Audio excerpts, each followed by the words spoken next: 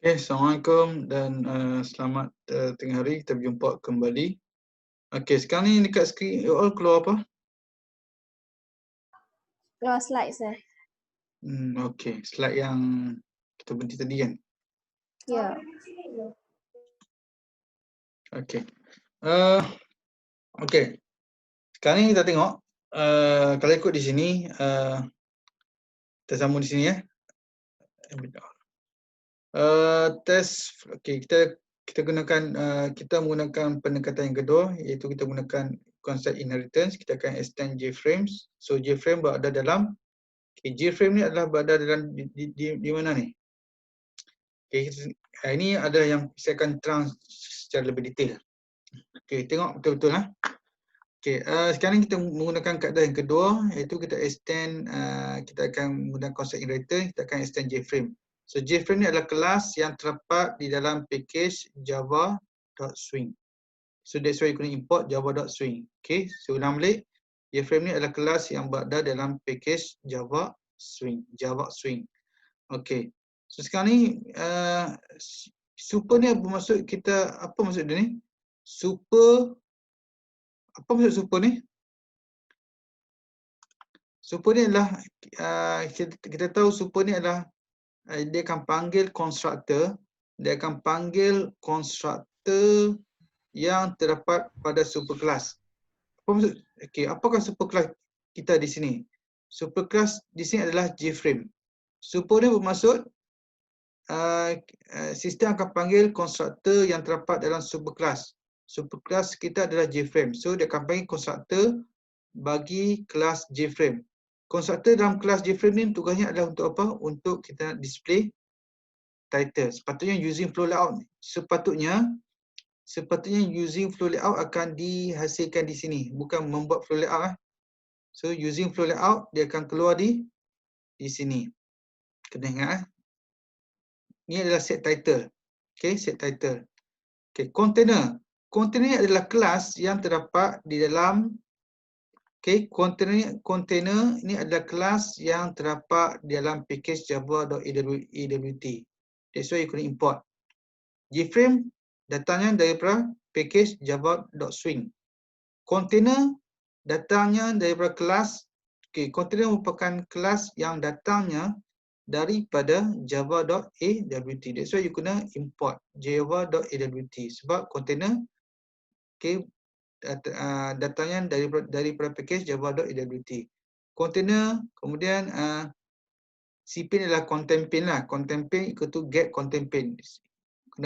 Yang seperti yang saya katakan tadi, frame you dah create, kemudian you kena dapatkan content pin, get content pin, kemudian you kena set layout bagi content pin. Set layout ni adalah content pin lah, content pin. So apa set layout dia? Apa jenis layout? You gunakan new flow layout. You gunakan flow layout. So flow layout. Kemudian apakah jenis layout yang digunakan pada flow layout? Digunakan left. Tetapi kalau you tak gunakan, contoh di mana ni? Di mana?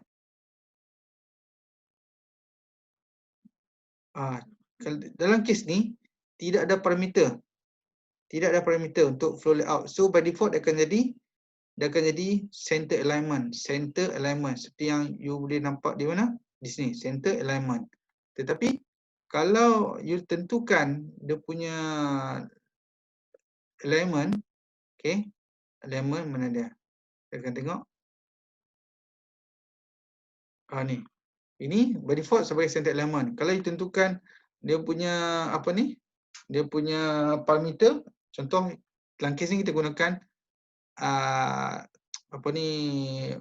constructor flow layout yang ada 3 parameter, alignment, horizontal gap dengan vertical gap.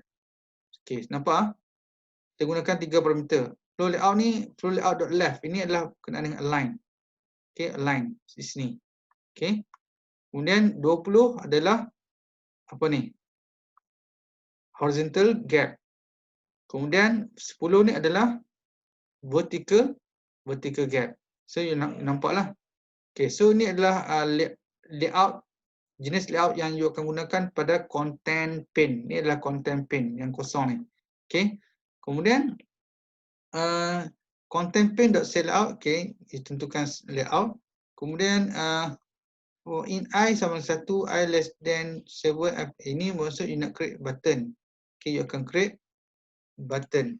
Ada berapa button kat sini you akan create? Ada 6 button, 1 sampai 6. Ada 6 button. So new J button ni adalah objek yang akan di tag yang akan di-create pada button. Button I, button 1, 2, 3. Ini saya tak perlu ajarlah untuk looping ni. So dia akan create daripada button 1 sehingga button 6. Okay, ni you just apa ni? Okay, bila dibuat sebegini, you akan terus masukkan ke dalam content pane. Nampak? Content pane, cPane dot add. Bermaksud button-button yang di-create akan dimasukkan ke dalam content pane. Kena ingat pertama create object, create frame, kemudian dapatkan content pane, kemudian tentukan layout, kemudian masukkan komponen ke dalam content pane. So ada 4 step yang you kena buat.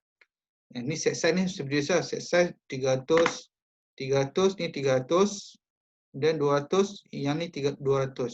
Yang ni disebut sebagai apa? Panjang atau lebar ni? Azimah? Yang ni.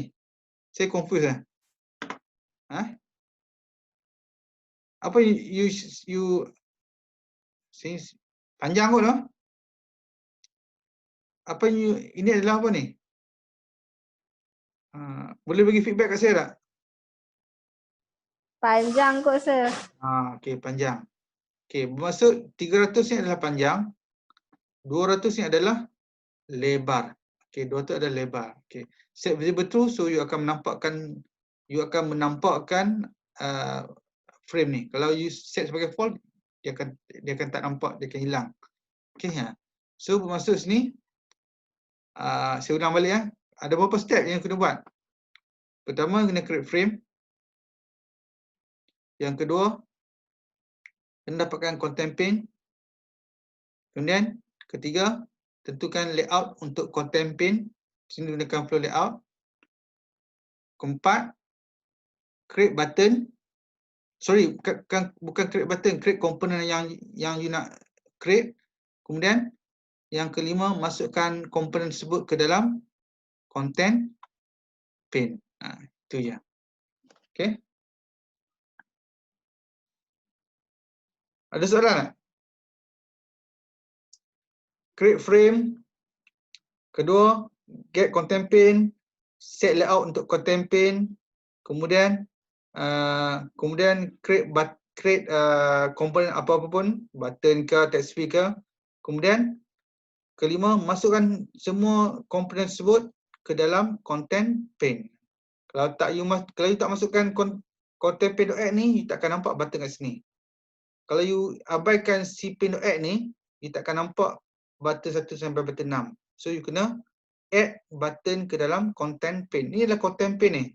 Yang content pane ni. Okey. Okey, itu je. Kemudian exit on close. Bermaksud kalau you klik pangkah ni, so dia akan exit, dia akan keluar, dia akan stop. Okey. Sekarang apa ni? Apa yang maksudkan 20-10 ni? 20 ni adalah horizontal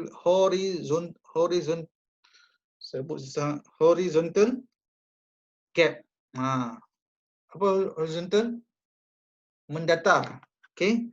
Gap mendatar 20. Gap vertikal menegak iaitu 10. Itu maksudnya. Kemudian border layout. Ini adalah berkenaan dengan flow layout lah. Flow layout. So you flow layout tu you boleh set alignment sebagai left, right dan juga satu lagi apa? Center alignment. Okay, border layout. This layout divide the content into 5 regions. Center iaitu bahagian atas, center bahagian tengah, north bahagian atas, south bahagian bawah, east bahagian kiri, west bahagian kanan. The north and south region expand or shrink in width only.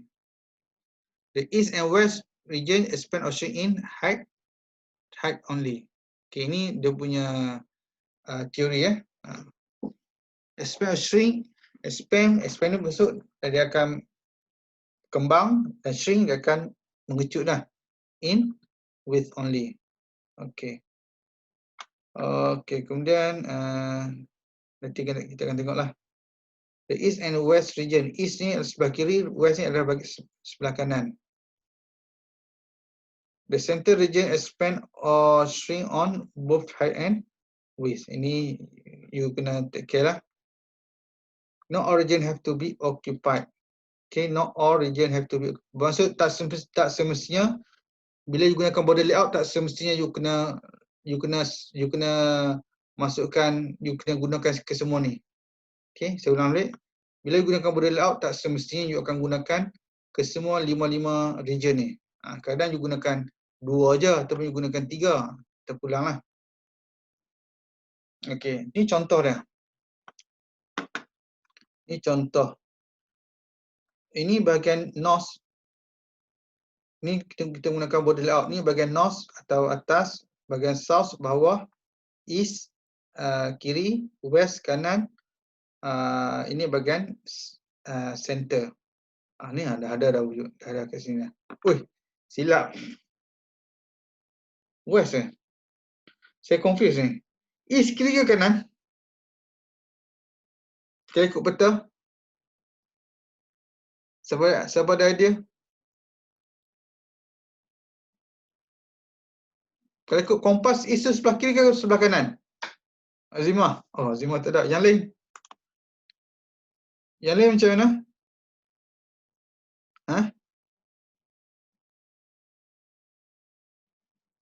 Hello.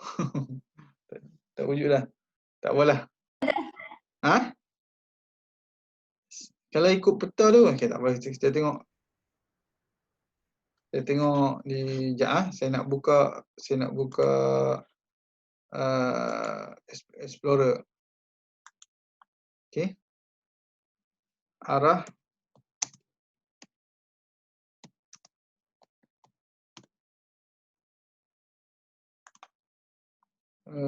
Sekejap. Oh, betul lah. East sebelah, okay, west sebelah kiri. Okay, west sebelah kiri. Di mana dia? Okay. Sekarang dekat your punya screen keluar apa? Keluar border layout sample. Okay. Okay, ini betul lah. West sebelah kanan, west sebelah kiri, east sebelah kanan. Bottom 4 ni dia tempatkan pada west, bottom 3 ditempatkan pada east. Okay, saya tak nampak ni, saya kembali sini. Okay, to add button 1 in the north region and button 2 in the south region. Contohnya, cpin. Tapi, you kena set dululah cpin.set layout sebagai border layout. Okay. Contoh ni, new button 1. So, you masukkan button 1 pada border layout. Okay, border layout dot north. Huruf besar, north. Okay, and then button 2, you masukkan button 2 pada bahagian south. Okay. Apa lagi? Okay, after frame is resized. Apa maksud dia? Ini yang dimasukkan dengan, tengok.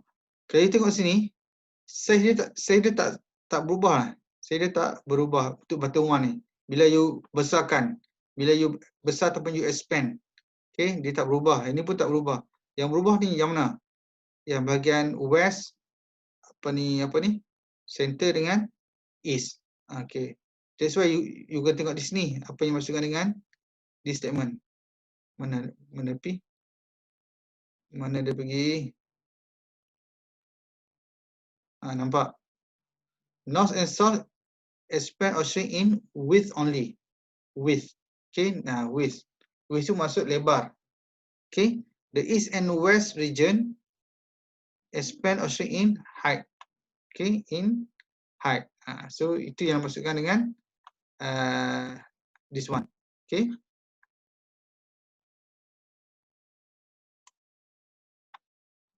Kalau grid layout, this layout manager, okay, ada lagi, you ada kelas pukul 1:30 Azimah? Saya tak ada. Tak apalah, kita stop 1:30 lah. Dah azan dah. Okay, this layout manager places GUI component on equal size n by n. Okay, and by n ni adalah grids yang kita akan tengok. Components are placed in top to bottom, left to right order. Okay, left to right. Okay, and top to bottom. The number of rows and columns remains the same after the frame is resized. Okay, but the width and height of each region will change. Ini tak apa penting sangat lah. Okay, teori ya. Nampak? So dia akan penuh, dia akan apa ni? Dia akan ikut layout yang kita guna. Ini adalah grid layout. Grid layout adalah berdasarkan kepada baris dan lajur. Nampak? Bila you besarkan, dia akan jadi besar. Bila you kecil, dia akan jadi kecil.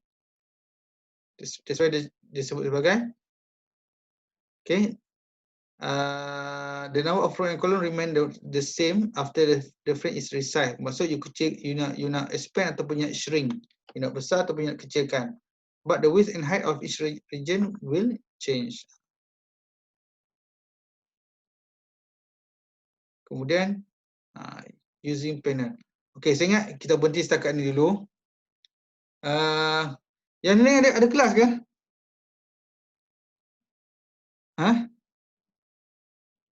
Tak apa, kita berhenti setakat JPanel dulu lah. JPanel ni complicated sikit. Nanti saya akan buat video sini dan saya akan letak. Okay, kita berhenti setakat ni saja. Nanti saya akan quiz saya akan buat esok Itu quiz saya akan buat pada bahagian user define dengan predefined class. Okay. Sir, tak scan lagi. Sekejap. Saya nak